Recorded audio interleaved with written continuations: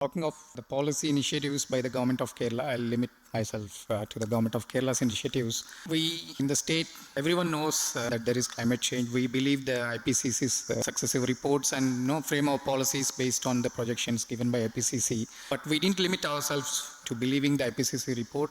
We actually did our own projections of climate in the state. We took the IPCC models, further fed the granular data. Our team in the environment department generated models to fine-tune the global and the regional scale models to the Kerala scenario. So we found that whatever the IPCC has projected, it's more or less true for Kerala with little variation in the number. The temperature, maximum temperature is again increasing between 1 to 1.5 degree, the summer maximum, and also the winter minimum temperatures are also increasing between 1 to 2 degrees centigrade. And similarly, rainfall patterns we have noticed, the amount of rainfall is going to increase, and the projections were made for next 50 years.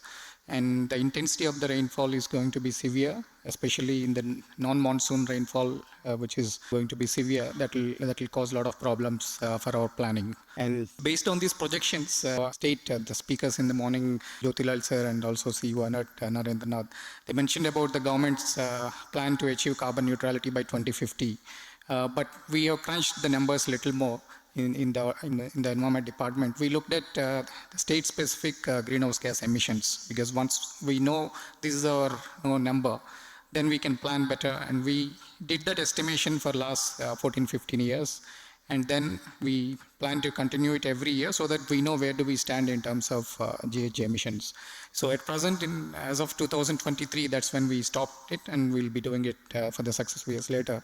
23, we had close to 22 million metric tons of CO2 equivalent emission in the state of Kerala. And at the same time, we have around close to 10 million metric ton sequestration capacity by our forest cover. So we have a still gap of 10 million metric ton which need to be decarbonized to achieve that carbon neutrality.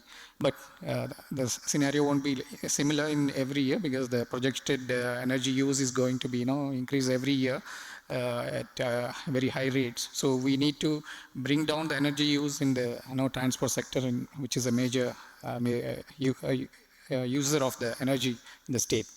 So we are working actually very methodically to see that this carbon neutrality is achieved as planned by 2050.